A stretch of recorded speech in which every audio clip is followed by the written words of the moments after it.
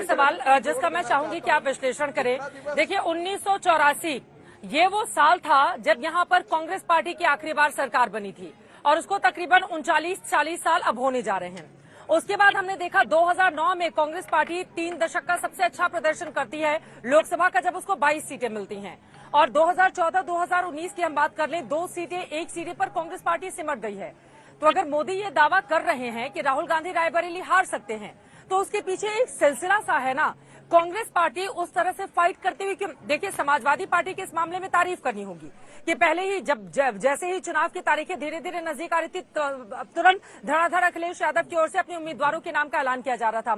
अब रायबरेली में बिल्कुल आखिरी दिन, आखिरी वक्त पर राहुल गांधी आकर नामांकन करेंगे, तो ये सवाल पूछा जाएगा ना कि जबरदस्ती तो नहीं आपको भेज दिया गया है रायबरेली। तो ये जो परसेप्शन खुद कांग्रेस पार्टी ने बनाया है, इसके लिए बीजेपी को क्यों दोष देना? वो लड़ते, आक्रामकता से लड़ते, वो अमेठी में भी लड़ते, रायबरेली भी लड़ते, बाकी जगहों पर भी लड़ते जहां गठबंधन के साथ सीटें साझा की गई हैं। लेकिन परसेप्शन की लड़ाई में भी क्या कांग्रेस पार्टी पीछे दिखाई देती है उत्तर प्रदेश में? देखिए, ये परसेप्शन बनाया जा रहा है, ऐसा जाहिर किया जा रहा है कि जैसे 2 जगह से चुनाव लड़ना या आपकी कॉन्स्टिट्यूएंसी बदलना कोई किसी तरह का अपराध है, कोई कमजोरी है। मैं अनेकों उदाहरण दे सकता हूं। अभी देखिए, शत्रुघ्न सिन्हा दूसरी कॉन्स्टिट्यूएंसी से लड़ रहे, मनीष तिवारी दूसरी कॉन्स्टिट्यूएंसी से लड़ रहे, राज बब्बर दूसरी कॉन्स्टिट्यूएंसी से लड़ रहे और बहुत सारे राजनीतिक दल के लोग दूसरी कॉन्स्टिट्यूएंसी से लड़ रहे अपनी कॉन्स्टिट्यूएंसी बदल के। तो ये कोई अपराध या कोई गंभीर बात नहीं है। आप जितना ये समझे कि उत्तर प्रदेश में कांग्रेस और समाजवादी पार्टी का 34 सीटों में 40% से ज्यादा जनाधार है। मतलब वो एक थ्योरेटिकली कागज के ऊपर वो ये 34 सीटें जीतने की स्थिति में है। कर पाएगी या नहीं, जैसा मैं कह रहा हूँ, वो 4 जून को पता चलेगा। यदि ये 34 सीटें उसने भाजपा से छीन ली तो भाजपा के लिए दिल्ली का रास्ता बहुत मुश्किल हो जाएगा। जैसे हम जानते हैं उत्तर प्रदेश से दिल्ली का रास्ता जाता है। अब ये देखना होगा, तो इसलिए दमखम से चुनाव लड़ा जा रहा है। इसमें राहुल गांधी में उठाना, मुझे लगता है जफर इस्लाम साहब को पूरी पल की जो है, जो उनकी पुरानी पार्टी के बारे में सब पता है कि 4 बजे निर्णय हुआ, परिवार में ये हुआ, तमाम चीजें उनको, मतलब आपको देखा हाल बता रहे हैं वो। ये क्या है? ये एक नैरेटिव चित्रा सेट किया जा रहा है जिसमें यथार्थ और तथ्य जो है वो कहीं नजर नहीं आते। चित्रा जी मैं बोलिए संगीत जी, हाथ उठा रहे थे बहुत देर से। नहीं परसेप्शन बनाने का काम किया जा रहा है, इसमें जरा भी चित्रा जी राजीव जी का जवाब दे दो। अनुराग जी, इसके बाद आप ही के पास आऊंगी। संगीत जी बहुत देर से हाथ उठा रहे थे। देखिए चित्रा जी, कोई नैरेटिव नहीं बनाया जा रहा है। नैरेटिव जो है वो कांग्रेस पार्टी के राहुल गांधी जी ने बनाया। वो इतने डरते रहे, उनकी हिम्मत नहीं हुई कि अमेठी में जाकर के चुनाव का पर्चा भर सकें। बड़ी मान मनोबल के बाद कांग्रेस की वर्किंग कमेटी होती है। अरे कौन नहीं जानता है कि कांग्रेस की वर्किंग कमेटी करने की हैसियत क्या है। राहुल गांधी और कांग्रेस पार्टी, गांधी परिवार और कांग्रेस पार्टी में कोई अंतर है क्या? क्या खड़गे जी की इतनी हैसियत और हिम्मत है कि राहुल गांधी को आदेश दे कि यहां से लड़े या न लड़े? अरे राहुल गांधी को तय करना था, वो पहला दिन से चाहते, पहला दिन से, लेकिन उनकी हैसियत नहीं थी। वो ऐसे ही है जैसे एक फेल विद्यार्थी जो है वो गांव में मुंह दिखाने से डरता है, वो गली में निकलना नहीं चाहता है ताकि उसको लोग चिढ़ाना चाहेंगे, अरे तुम तो 12वीं फेल कर गए, अरे तू तो 10वीं का बोर्ड फेल कर गया था। वैसी ही स्थिति राहुल गांधी की है और राहुल गांधी अपने फेलियर को अपनी आक्रामकता से सूचित करते हैं जनता में। वो यदि उनसे कोई सवाल कर देता है तो कहता है तुम तो बीजेपी का पत्रकार हो। बाकी वो मीडिया को कोसते हैं, बाकी वो जनता को कोसते हैं। उनको अपने आत्ममंथन की प्रक्रिया उन्होंने आज तक नहीं शुरू की है। अरे भाई, आपको चुनाव लड़ना था तो आपने क्यों नहीं कहा? जितने लोगों ने चुनाव 2 जगह से लड़ा है वो पहले ही घोषणा कर देते हैं। प्रधानमंत्री नरेंद्र मोदी ने जब चुनाव लड़ा था 2014 में, तो बड़ौदा से और काशी से दोनों की घोषणा एक बार हो गई थी। मुलायम सिंह भी लड़े, बहुत सारे पहले लोग नेता लड़ते थे, लेकिन कायरता का प्रदर्शन सिर्फ और सिर्फ राहुल गांधी ने किया है, क्योंकि राहुल गांधी की हैसियत और हिम्मत नहीं हो रही थी कि वो जाकर के रायबरेली में चुनावी पर्चा भर सके। ठीक है, अनुराग भदौरिया जी, अब थोड़ा सा और आगे बढ़ते हुए, प्रधानमंत्री ने मेरे साथ इंटरव्यू में शरद पवार ने हाल में जो बयान दिया था, उनकी ओर से कहा गया था कि छोटी छोटी पार्टियों को मर्ज कर दिया जाए कांग्रेस पार्टी में। ये उनका जो बयान है उस पर प्रधानमंत्री ने आज तंज कसा, ये कहते हुए कि दरअसल सबको पता है और शरद पवार कुछ कहते हैं, उनकी बातों को कतई हल्के में नहीं लिया जा सकता। वो ये समझ रहे हैं कि 2024 के चुनाव में विपक्षी पार्टियों में से कोई इस लायक भी नहीं रहेगा कि वो विपक्षी दल की बड़ी भूमिका निभा सके। तो इस वजह से उन्होंने ये बयान दिया है। क्या इस तरह की स्थिति रहने वाली है? देखिए चित्रा जी, कमाल की बात है, भारतीय जनता पार्टी के समर्थित और आरएसएस बताने वाले अपने आप को कह रहे हैं कि परिवारवादी पार्टी कोड है। तो इसके मतलब आपने अपना दल के साथ बीजेपी ने गठबंधन किया है, कोड के साथ कर लिया क्या? या राजभर को आप कोड बता रहे हैं, या आप या निषाद पार्टी को बता रहे हैं, या शिंदे ग्रुप को बता रहे हैं, या अजीत पवार पार्टी को कोड बता रहे हैं? किसको कोड बता रहे हैं आप? सुन लीजिए, मेरी बात पूरी नहीं, आपके बीच में नहीं बोला मैं, आपके बीच चित्रा जी इनको चुप कराइए, मैं इनके बीच में नहीं बोला, इनको चुप कराइए, इनको चुप कराइए चित्रा जी, ये तो गलत बात है, मैं इनके बीच में नहीं बोला था। चित्रा जी इनकी आवाज डाउन कीजिए, ये तो ठीक नहीं है ना। हाँ, देखिए ये हाँ, तो ये कहते हैं कोड बताते, कमाल है। तो इसके मतलब आपने नहीं, आपने जिस तरह के लोगों के साथ यहाँ पे आपने टिकटें दिए हैं, चाहे अनुराग ठाकुर चाहे सिंधिया फैमिली, तो क्या बताना चाह रहे हैं आपको? क्या उनको कोर्ट की संज्ञा देना चाहते हैं? दूसरी बात, आपको परिवारवाद से इतनी नफरत है तो हमें लगता है कानून लाइए ना, बोलिए परिवारवाद, चुप कराइए, चुप कराइए, मैं इसके बीच में नहीं बोला था। देखिए चित्रा जी, आप इसकी आवाज अपनी अपनी बारी में बोलेंगे, सभी से गुजारिश है अपनी अपनी बारी में बोलेंगे। संगीत रागी जी, आप बिल्कुल, मैं आवाज डाउन करेंगी। संगीत रागी जी, आपका ऑडियो डाउन करना पड़ेगा अगर आप अनुराग भदौरिया के बीच में बोलते रहेंगे, प्लीज। मैं इनके बीच में नहीं बोला, नहीं मैंने इनसे बोला, तो इसके मतलब क्या? मैं तो इनको चैलेंज करता हूँ कि भारतीय जनता पार्टी कानून लेके आए और बोले परिवार के किसी व्यक्ति को अगर डॉक्टर होगा तो उसका बेटा डॉक्टर नहीं बनेगा, अगर किसी बेटे को अगर किसी की संपत्ति है तो उसके बेटे को नहीं मिलेगी, या कोई बेटा नेता उसका बेटा नेता नहीं बनेगा, लेके आइए। मैंने कि इस देश के अंदर में परिवारवाद नहीं रहेगा। आप परिवार में लोग को गाली देते हो, 140 करोड़ का देश है, परिवार है ये, सबके बच्चे घरों में, आप पूरे परिवारवाद को गाली दे देते हो। कमाई की आज करते हो, आप अपनी संपत्ति किसी दूसरे बेटे को दे दोगे, अगर लायक बेटा होगा, अगर नेता बनने लायक होगा तो नेता बनेगा। साहब जवाब दीजिए उनकी बातों पर, ठीक है? आप परिवारवाद के आरोप लगाते हैं तो वो तमाम परिवारवाद को लेकर आपके नेताओं का नाम गिना देते हैं, आप कैसे रोकेंगे? ठीक है, चित्रा जी अब जवाब ले लेते हैं जफर जी से, उनकी आवाज डाउन कीजिए आप। हाँ, मैं जवाब ले लेती हूँ, जवाब ले लेती हूँ। आवाज डाउन कर दीजिए, छठे क्लास के बच्चे का है। अरे उनकी आवाज डाउन कीजिए, ये इनकी बुरी आदत है बोलने की। अनुराग जी, आप ये डिसिप्लिन लोग नहीं है। ऑडियो डाउन करने के लिए अब आपका ऑडियो डाउन करना पड़ेगा, प्लीज।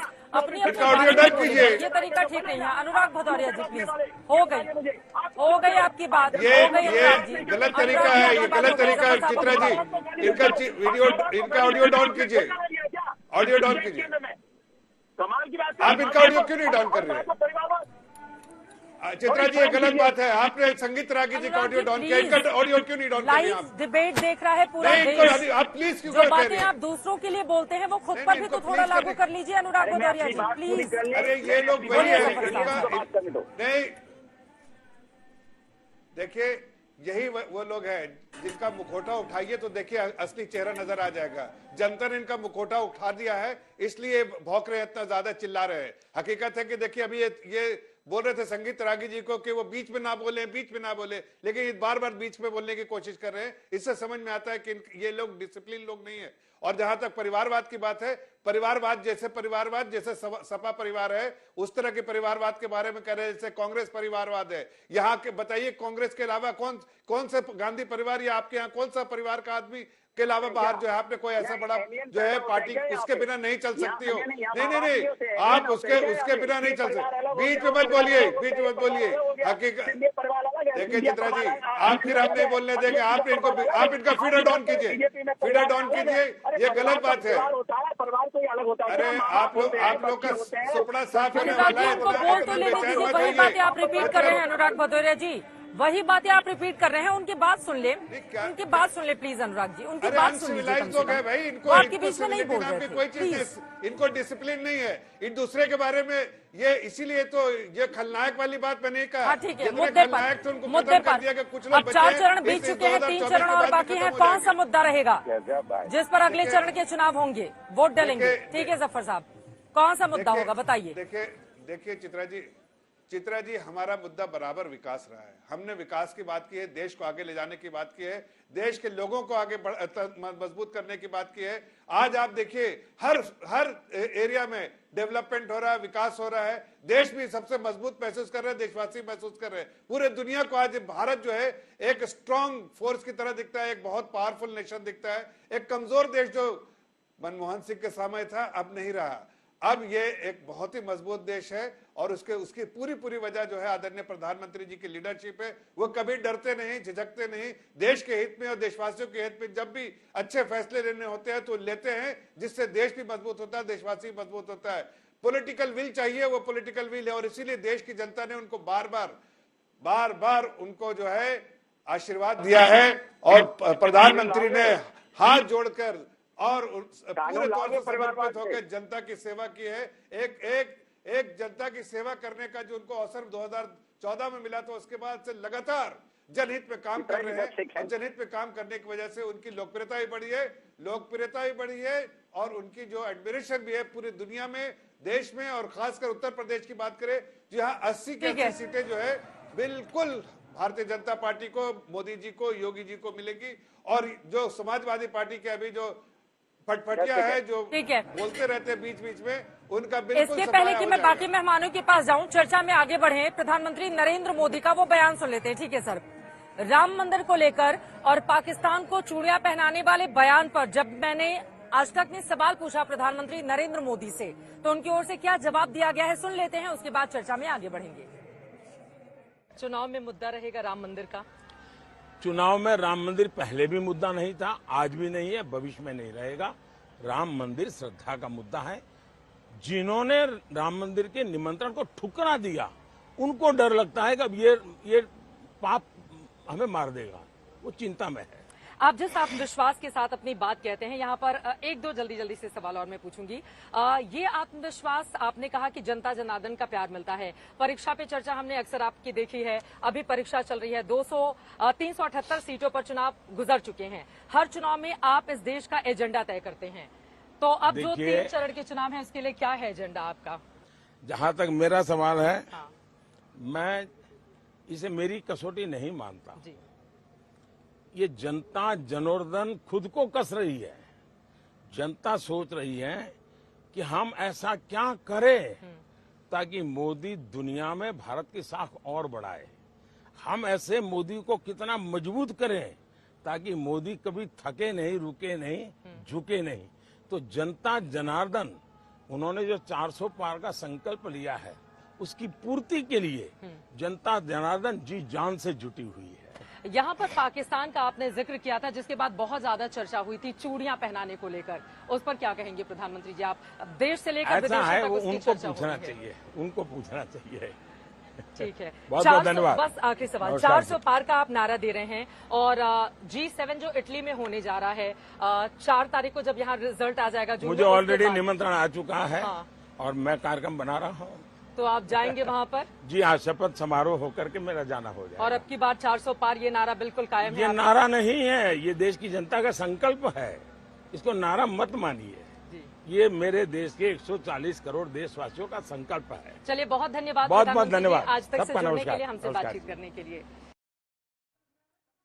तो 400 पार का नारा नहीं है, ये लोगों की जन भावना है। रशीद किदवई जी, आपके पास आते हुए, अब देखिए नरेंद्र मोदी आज सुबह उठते हैं, बिल्कुल कल देर रात तक रोड शो करने के बाद गंगा घाट पर आकर पूजा पाठ करते हैं, इंटरव्यू देते हैं, काल भैरव मंदिर जाते हैं, उसके बाद फिर नामांकन के लिए जाते हैं, फिर रुद्राक्ष कन्वेंशन सेंटर जाकर वहां पर लोगों से मुलाकात करते हैं, भाषण देते हैं, फिर उसके बाद एक के बाद एक बैक टू बैक उनके तमाम कार्यक्रम, फिर वो यहाँ से वाराणसी से दूसरे राज्य चले जाते हैं। तो ये जो उनका पैशन है या दिन रात काम करने का जो जरिया है, एक तरीके से खुद को झोंक कर रखा हुआ है, ये भी तो एक ताकत है ना, जो नरेंद्र मोदी को दूसरों से अलग और अलहदा बनाती है। और इसी वजह से मोदी के नाम को लेकर बीजेपी चल रही है, जहां पर लगता है कि विपक्षी दल पिछड़ रहे हैं इस समय। रशीद जी। जी चित्रा, देखिए ये स्वागत योग्य है, जिस तरीके से जो एनर्जी है, जो उनकी बात करने का तरीका है, नैरेटिव है, इंटरव्यूज दे रहे हैं, मीडिया से एंगेज कर रहे हैं, ये